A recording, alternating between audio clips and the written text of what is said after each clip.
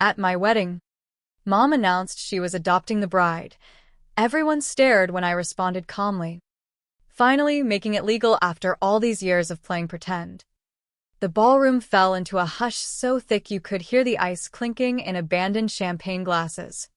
And Jack's face drained of color, his fork hovering midair over a slice of overpriced cake that tasted like regret. I'd waited 28 years for this moment. Not the vows or the rice-throwing send-off, but the crack in Evelyn Harrington's porcelain facade, the one she'd polished with old money and older lies since the day she left me swaddled on a fire escape in the Bronx, screaming for a mother who never came back. It started, like most American tragedies do, with a promise that curdled into poison. I was 5 when my adoptive folks, Maria and Lou Ramirez, found me bundled in that threadbare blanket outside their bodega in Mott Haven. They named me Sadie after Lou's ma, who died in a factory fire back in '72, and raised me on plantains fried in lard and stories of saints who forgave but never forgot. Maria worked doubles as a nurse at Bellevue, stitching up junkies and dreamers alike, while Lou slung coffee and lotto tickets to the ghosts of the working class. We weren't rich, but we had each other, and that was supposed to be enough. Until the letter came. It arrived on my 18th birthday, typed on heavy cream stock with the Harrington crest embossed in gold, subtle, like a shark's fin slicing the water. Dear Sadie, it read, all formal and frigid. It has come to our family's attention that you may be eligible for certain opportunities. Please contact the offices of Harrington and Associates at your earliest convenience. No signature. Just a phone number that screamed Park Avenue. I tossed it in the trash, figuring it was some scam preying on foster kids' fantasies. But Maria fished it out, her hands trembling like they did after a 12-hour shift. Mia. What if it's real? What if it's your blood calling you home? Home.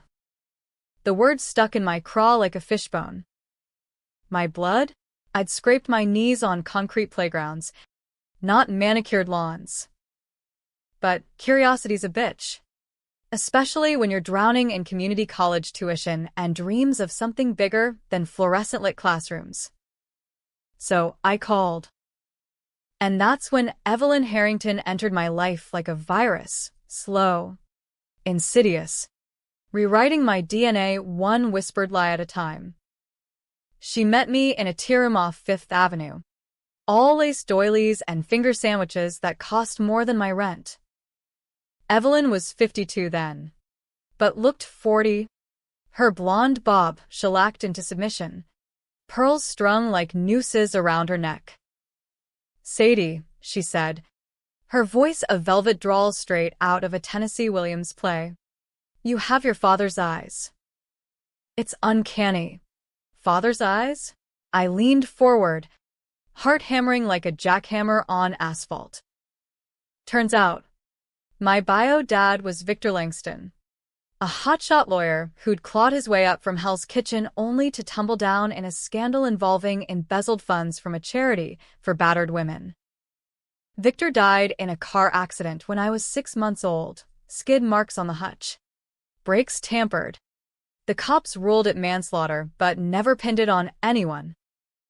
Evelyn claimed she'd been his mistress, that he'd promised to leave his wife for her. But the wife, oh, the irony, hired a PI to dig up dirt and got him killed to protect the family name. And you? I asked, sipping tea that tasted like regret. What were you to him? Her smile didn't reach her eyes. The one who got away. But after he died, I couldn't keep you. The Harringtons, my husband's people, wouldn't stand for scandal. So I arranged for your safety. Arranged. Like I was a business merger gone sour. She slid an envelope across the table, 10 grand in cashier's checks. Enough to cover a year at NYU if I played it smart. Consider it restitution. and perhaps, in time, we could be family. Family. The word hung there, bait on a hook. I took the money because Maria's hips were giving out and Lou's cough was getting wetter. But I didn't buy the sob story. Evelyn's eyes were too cold, her gestures too calculated, like she was directing a scene from one of those Lifetime movies where the villainous monologues before the twist. I started digging that night, holed up in the New York Public Library with microfiche reels and a vending machine coffee that could strip paint. What I found wasn't a love story, it was a cover-up thicker than the fog off the East River. Victor hadn't embezzled a dime. The charity funds? Diverted by Evelyn herself. Back when she was Evelyn Langston, Victor's kid sister, not his lover. She'd forged his name on the checks, framed him for skimming off women he'd sworn to protect, then discovered the affair to throw off the scent. When Victor confronted her, threatening to go public, she didn't just tamper with brakes, she held the wrench. The accident report mentioned a partial print on the brake line, but it vanished into a evidence locker paid for by Harrington blood money. And me? I wasn't a love child. I was the liability, the living proof of her crimes, shuttled off to be forgotten. But Evelyn didn't forget. 20 years later, with her husband 6 feet under from a heart attack that reeked of too many scotches and suspicious prescriptions, she was queen of the Harrington Empire, real estate in Midtown, stocks in Big Pharma, a penthouse that overlooked the very skyline her brother helped build. And Jack, her golden boy, 31, heir to it all, with his Ivy League smile and hedge fund swagger. That's when the invitations started, gala invites, charity balls, networking lunches where Evelyn paraded me like a reclaimed heirloom. Sadie's like a daughter to me. She'd coo to the blue bloods, her hand on my arm like a vice. Isn't she remarkable? Remarkable. I played along, because revenge isn't served cold, it's marinated, slow-roasted over years of forced smiles and swallowed bile. I aced my business degree, landed a junior analyst gig at a firm that did due diligence on Harrington deals, and let Evelyn pull strings until I was indispensable. Jack noticed me at a Met Gala after-party, champagne-fueled and starstruck, mistaking my calculated glances for flirtation. "You're not like the others," he slurred, his breath Scotch-sweet. "You see through the bullshit." If only he knew. We dated in a whirlwind of helicopters to the Hamptons and reservations at Le Bernardin. The kind of romance that screams Instagram perfect, but feels hollow as a Halloween pumpkin. Jack was easy to love, charming, flawed, with a laugh that crinkled his eyes and a habit of quoting Springsteen when he thought no one was listening. But he was Evelyn's puppet, strings invisible but taut, and every "I love you" tasted like the arsenic she dripped into our lives. She approved of me, of course, pushed the engagement after 6 months, whispering in my ear at the proposal dinner, "This is your home now, Sadie. where you belong." Belong. The word that launched 1,000 therapy sessions. I said yes to Jack because it was the perfect Trojan horse. Marion, dismantle from within. I'd siphon the dirty money, expose the forgeries, drag the Harrington name through the tabloids until Evelyn choked on her pearls.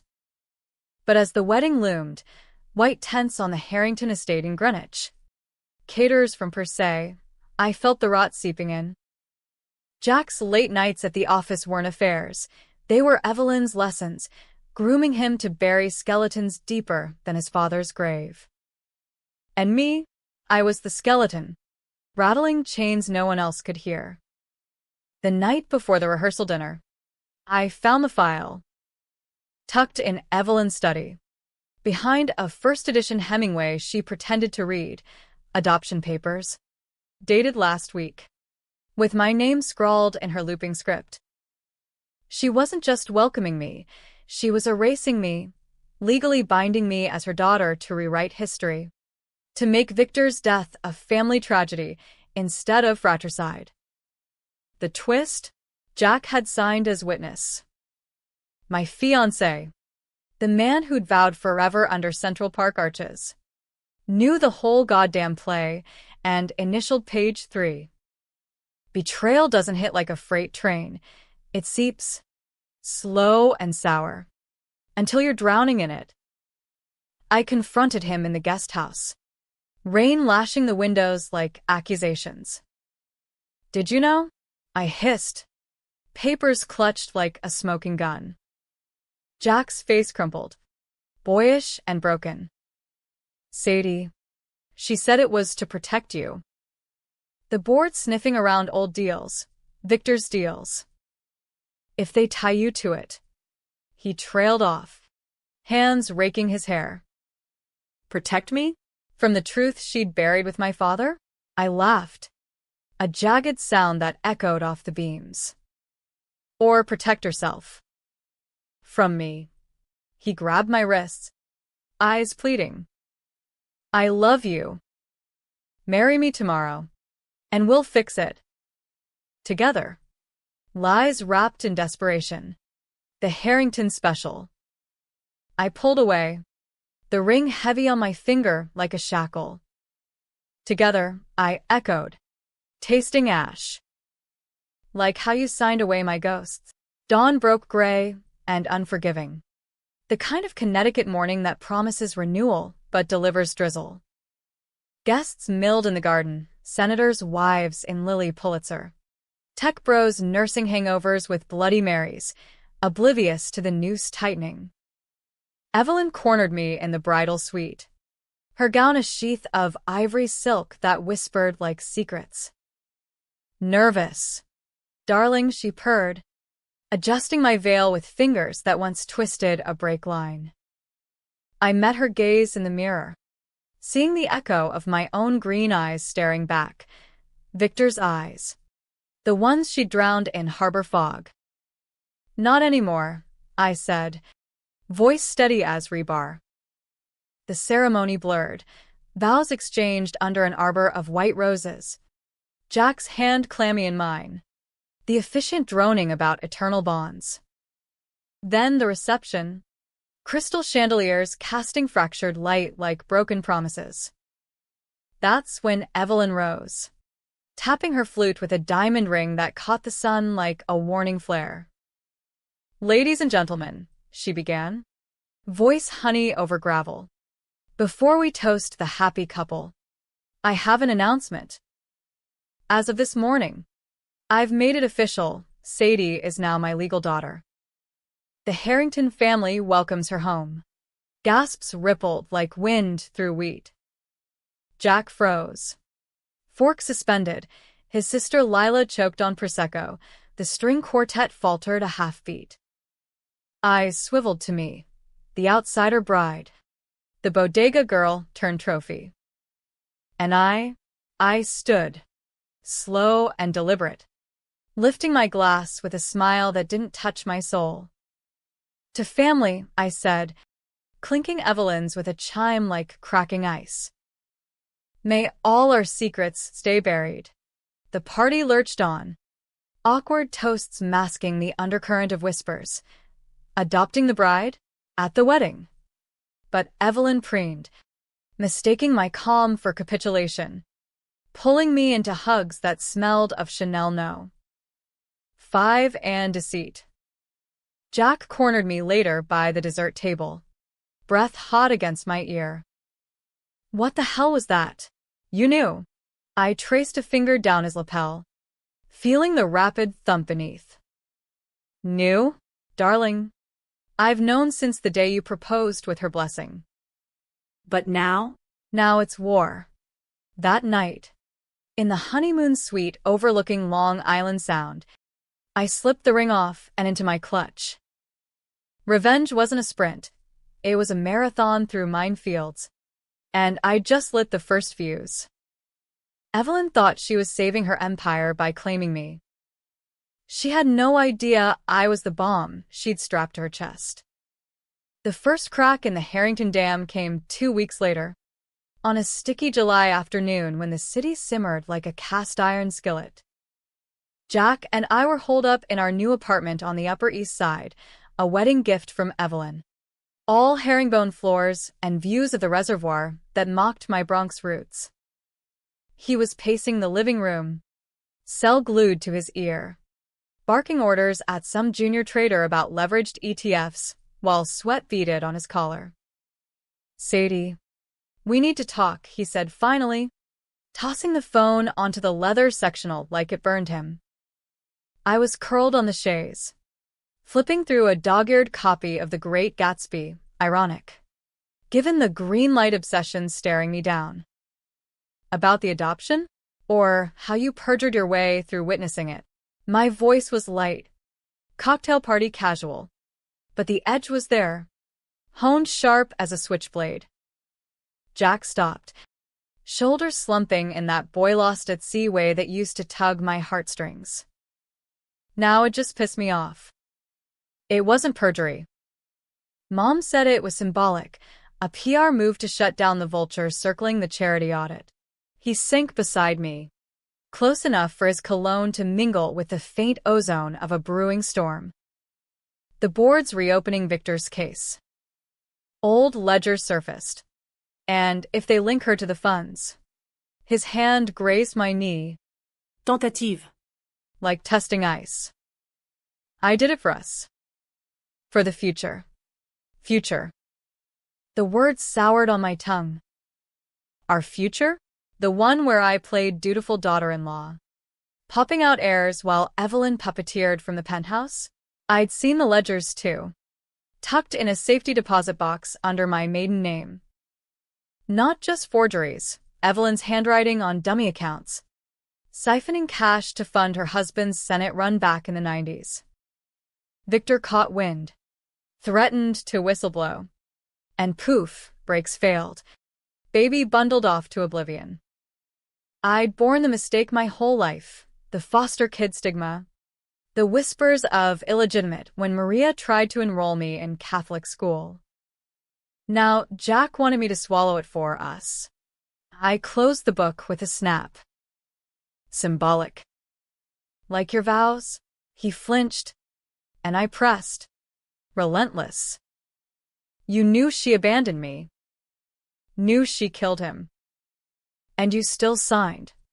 Tears welled in his eyes, real ones. The kind that slick New York hustlers fake for juries, but he couldn't. I didn't know about the breaks. Christ. Sadie. I was 12 when Dad died. Mom said Victor was a drunk, that he crashed chasing a ghost. She spun it all, said you were his from some affair. That adopting you now was redemption. Redemption. Evelyn's favorite parlor trick, dress up murder in altruism's clothes. I stood, crossing to the window where thunderheads bruised the sky. Redemption's a luxury for people with clean hands. Jack. Mine are filthy because of her. He rose, wrapping arms around me from behind, chin on my shoulder. Then let me help wash them. We expose her quietly, anonymous tip to the DA. Wire the money back. No one has to know. No one has to know. The Harrington motto, etched in marble lobbies and NDAs. But I knew better. Silence was their superpower. The reason Victor's grave stayed unmarked. And what about us? I turned in his arms, searching his face for the man I'd fallen for, the one who danced with me in dive bars off Houston, whispering about ditching it all for a road trip to Big Sur. You choose now. Jack. Her or me. He held my gaze, jaw tight. You. Always you. Lies. But sweet ones. The kind that buy time. I kissed him then, fierce and forgiving. Because revenge needs accomplices. Even reluctant ones. But as his hands roamed, mapping territory he thought was his, I plotted the next move. Access to the family servers. The digital vaults where Evelyn hoarded her sins. The audit hit like a nor'easter the following month. The Times ran a front-page tease. Harrington Foundation faces scrutiny over 90s financial irregularities, and suddenly Evelyn was everywhere. Tearful interviews on CNBC. Op-eds in the Post decrying which hunts against philanthropy. She leaned on me hard, summoning me to the penthouse for strategy sessions over high tea and high-priced lawyers. Sadie, darling, you're family now. We weather this together. Her eyes, so like mine, darted like cornered rats. I nodded, all wide-eyed concern, while slipping a USB drive into her desktop under the guise of organizing files. That night, back in the apartment, Jack and I cracked it open like a safe. Password? Victor Forever. Poetic. If it weren't a taunt. Folders bloomed. Emails timestamped 93. Evelyn to a mechanic in Queens. Handle the Langston issue discreetly. $50,000 wired upon confirmation. Bank statements funneled through Cayman shells. Charity checks rubber-stamped with Victor's forged sig. And photos, grainy Polaroids of a baby in a bassinet. Evelyn's face hovering. Twisted not in love, but calculation. Me. Tiny and unwitting. The alibi she discarded. Jack retched into the sink when he saw them. Jesus. Mom. She really did this. I rubbed his back. Mechanical. Your sainted mother built an empire on bones. Jack. Ours. He straightened, eyes hardening into something I hadn't seen. Steel. Harrington forged. We leak it. All of it. To the Journal. The feds. Whoever bites first. For a moment, I almost believed him. Almost let the fantasy of us against her take root. But then his phone buzzed. Evelyn. Summoning him for a family meeting. He glanced at it, then at me, and the hesitation was a knife twist. Go, I said, voice flat. Loyalty's a family trait. He left, and I worked alone, redacting just enough to shield Jack for now.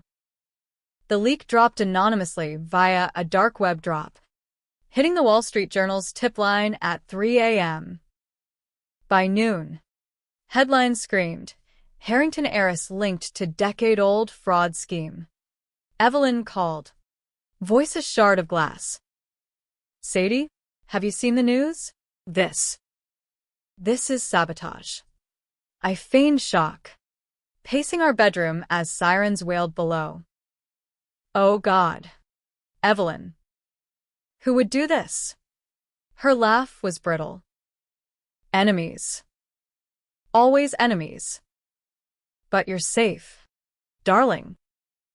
As my daughter, you're untouchable. Untouchable. If only she knew the poison I'd laced her tea with, metaphorical. For now, doubt. The slow drip that erodes empires. Jack came home shell-shocked, reeking of scotch. She's lawyering up, blaming Victor's ghost. Says if the board folds, we're ruined. We. As if I gave a damn about their ruin. I poured him a drink, watching him swallow lies. We'll get through it, I murmured. But my mind was on the next play, the gala. Evelyn's crown jewel, where the elite would toast her downfall in crystal. The Harrington Charity Gala was black tie Armageddon, held in the Guggenheim's spiraling rotunda under Basquiat originals that screamed irony, art born of rage, funding of fraud. I wore blood-red chiffon, slit high enough to whisper scandal, diamonds from Evelyn's vault winking like false stars. Jack stuck to me like glue, arm possessive, but his eyes scanned the room for her. Evelyn descended the spiral stairs like a queen in exile, emerald gown clinging to bones sharpened by stress. "Sadie," she hissed, gripping my elbow in the powder room. "That leak. Did Jack say anything?" Her perfume choked me. Memories of that tea room flooding back. Nothing, I lied. Reapplying lipstick the color of arterial spray. "But the board's calling an emergency vote. You should prepare." She searched my face, suspicion flickering like a bad bulb. "You're my blood now. Remember that." Blood. The tie that binds or strangles. I smiled. Feral. How could I forget? The auction kicked off with paddles waving like white flags of surrender. Evelyn took the stage. Voice steady as she touted transparency and renewal, but the room buzzed, whispers of indictments. Of feds in Brooks Brothers, sniffing ledgers. Then Lila, Jack's sister, rose, tipsy and tear-streaked. "This family's a joke," she slurred into the mic she'd snatched from a waiter. "Mom's not a saint, she's a thief. Victor didn't steal. She framed him." Chaos erupted, flashes popping, security scrambling, Evelyn's face crumpling like wet newsprint. I watched from the shadows, Jack's hand limp in mine. He'd flipped, tipped Lila off in a moment of bourbon-fueled guilt, thinking it'd force Evelyn's hand. But flips breed flips, and as cops swarmed the exits, Evelyn locked eyes with me across the fray. Accusation. Raw and red. "You," she mouthed, and in that instant, I saw the schemer unmasked, not just killer, but survivor, ready to burn it all to ash. Jack pulled me toward the service door. "We gotta go. Mom's calling her fixer." Fixer. The word ignited something primal. "No," I said, yanking free. "You go. Save your dynasty." He balked, face twisting. "Sadie." What? But I was already moving, weaving through the panic toward her. Evelyn, cornered by suits and cheap ties, turned as I approached, her poise a cracked eggshell. "You did this," she whispered. "Venomous." "My own daughter." I leaned in, breath ghosting her ear. "Your brother's daughter." "And Victor's ghost says hello." Her slap landed sharp, a crack like thunder, but I didn't flinch. Security hauled her away in cuffs that glinted under the spotlights. And as the spiral emptied, I stood alone, the echo of applause mocking me. Victory? It tasted like bile. Jack found me later in the rain-slicked alley, his tux ruined, eyes wild. "She's denying everything, says you're the leak." The vengeful adoptee. Vengeful. The word hung, accurate and aching. "Let her," I said, hailing a cab. "It's almost over." But as we sped toward whatever bunker he'd secured, I realized the truth. Revenge doesn't end with cuffs. It metastasizes, claiming collaterals like Jack's fractured loyalty, Lila's public implosion. And me, I was the cancer, eating from within. Weeks blurred into indictments and depositions. Evelyn lawyered to the hilt, flipping narratives like cards in a con. She accused me of forgery, ironic, claiming I'd hacked her files to frame her. The jilted bride out for blood money. The tabloids ate it up. Harrington horror. Adopted heiress turns on matriarch.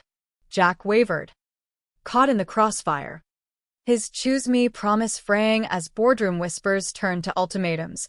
Divorce the liability or lose the throne. One night, as fireflies danced over the estate's ruins, foreclosure loomed.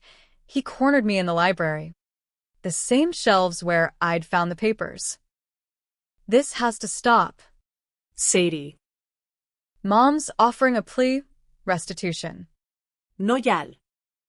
For the family. For the family. The phrase that justified every sin. I laughed, low and broken. Family? You mean the one built on my father's corpse? He stepped closer, desperate. I know what she did. God. I know. But ending her ends us. The money's tainted. The name's poison. What future is that? Future. Again with the future. I grabbed his lapels, pulling him close enough to see the fear in his eyes, my eyes. Victor's eyes. The future where she pays. Not with cash, but truth. He kissed me then, a drowning man's gasp, and for a heartbeat, I let it pull me under. Betrayal's a two-way street. I'd used him as much as she'd used me. Our love a prop in my revenge play. But as his hands trembled, I whispered, one more flip. Jack. Leak the photos. End it. He nodded, broken but bent, and slipped into the night. By morning, the Polaroids hit TMZ, me as infant, Evelyn's shadow looming. The plea collapsed, feds swarmed, Evelyn's empire crumbling like stale cake. She called from holding, voice a rasp over the line. You win. Sadie. But blood betrays blood. Click. When? The word echoed hollow as I packed my bags. Jack's absence a ghost in the hall. He'd flipped final, testified against her for immunity. Trading Mom for marriage. Schemer to the end. Just like her. And me? I drove south on I-95. Windows down. Springsteen blasting Born to Run. The ring long gone. The check from years ago cashed and donated to that battered women's shelter. Revenge delivered. But the cost? A family of phantoms. And a heart scarred deeper than any ledger. 6 months later, the fallout settled like fallout does, radioactive, lingering, turning everything it touched to ash. Evelyn's trial dominated court TV, a circus of silk ties and soundbites. Her defense painting her as the victim of a deranged adoptee's vendetta. Me. The Black Widow bride. Testifying in a pantsuit that cost half my savings. Voice steady as I laid out the breaks. The forgeries. The baby on the steps. She didn't just steal money, I told the jury. 12 strangers with tired eyes and commutes from Jersey. She stole lives. Mine. My father's. Evelyn stared daggers from the dock. Her bob grayer. Pearls swapped for a county-issued jumper. But her flip came swift. Plea bargain for manslaughter. 20 years in white-collar purgatory at Alderson. Jack got the Empire's scraps, a junior partnership, probation on the witness stand, and a divorce filing mailed to my new walk-up in Brooklyn. For the best, his note read, penned in that looping script so like his mother's.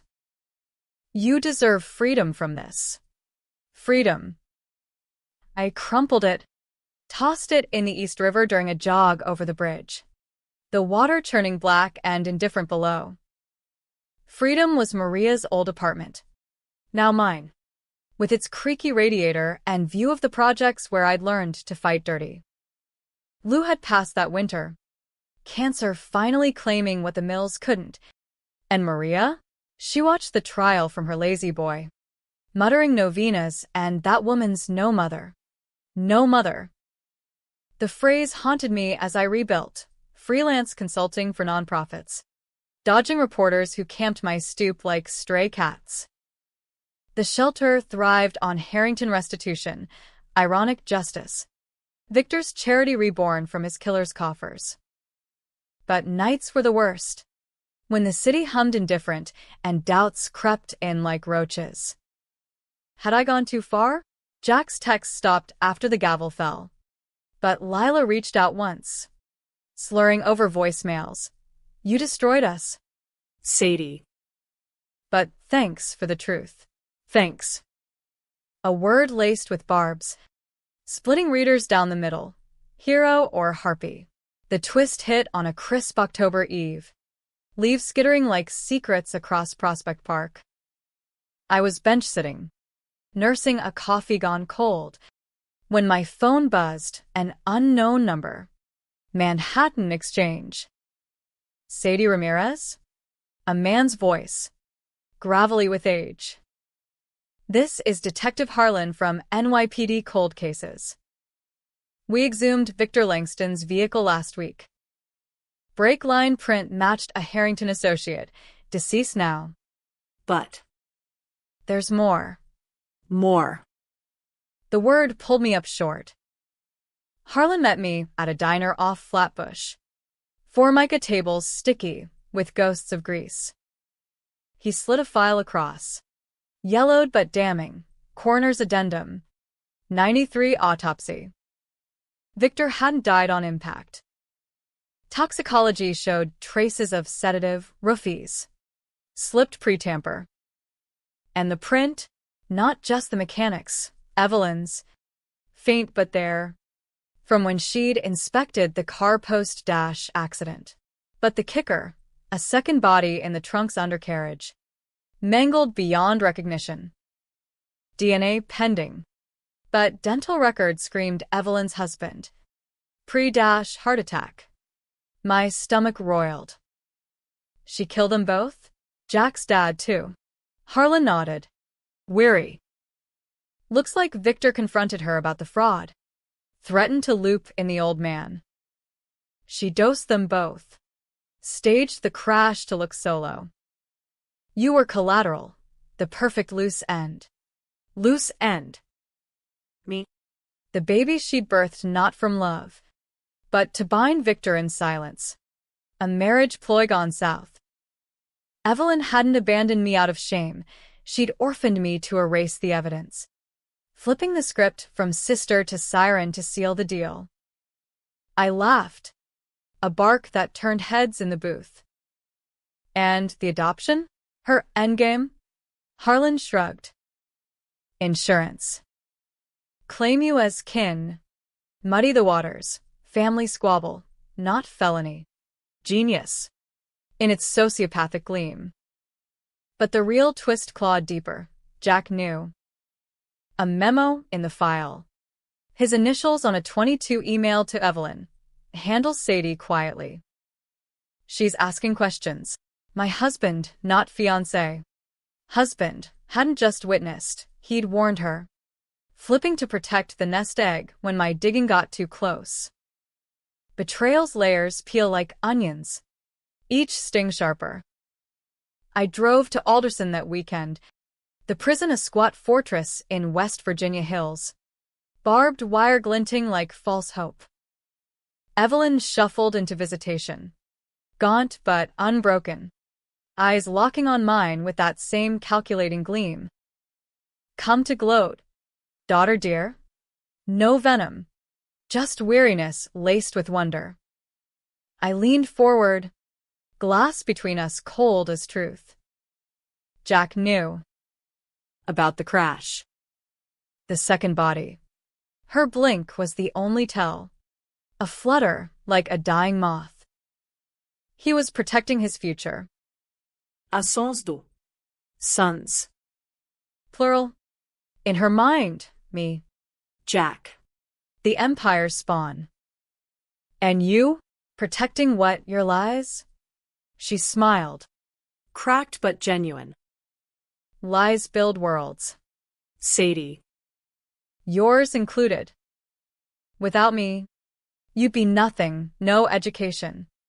No Jack. No this. Reckoning. Reckoning. The word hung, polarizing as a Rorschach blot. Was she monster or maker? I'd avenged Victor. Toppled her throne. But at what cost? Jack's exiled to some Cayman condo. Lila's rehab stint splashed in page 6.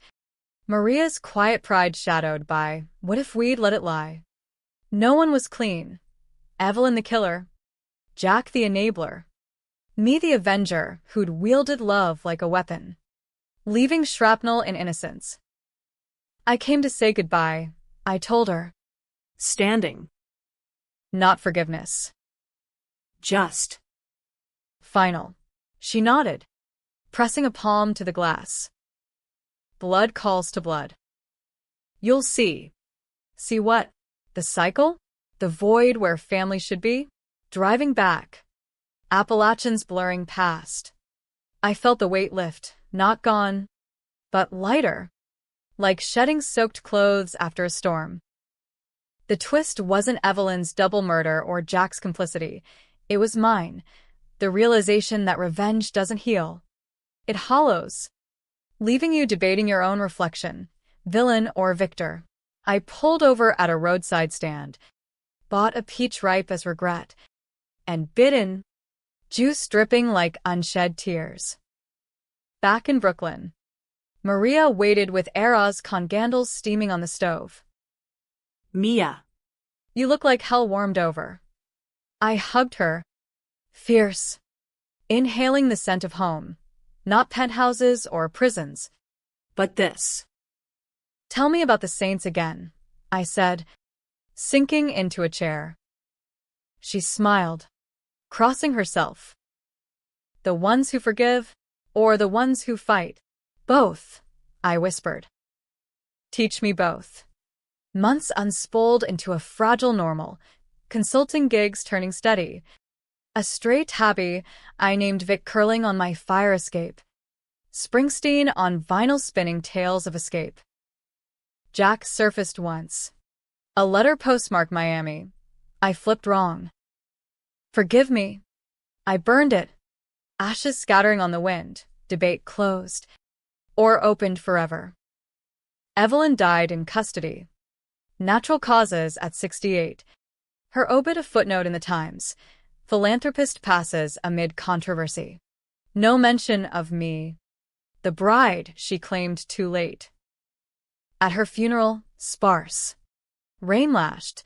I stood at the edges, anonymous in black, watching Jack eulogize the complicated woman who loved fiercely. Loved. The word twisted, sparking arguments in my head. Fierce protector or frantic destroyer. No right. No wrong. Just gray. American as apple pie laced with cyanide.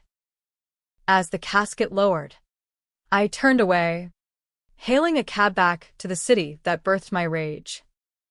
Revenge's end isn't catharsis, it's clarity. Sharp and unforgiving. I'd torn down the facade, but built nothing in its place. Or had I? In the rear view, the cemetery shrank, a speck against the sprawl. Ahead, bridges to cross, not burn. Maybe that's the real twist, the one that leaves you arguing with the mirror, wondering if the betrayed becomes the betrayer, or if, in the end, we're all just survivors flipping coins in the dark. Blood calls to blood, Evelyn said. But mine? It whispered freedom, faint but fierce, pulling me toward whatever dawn breaks next.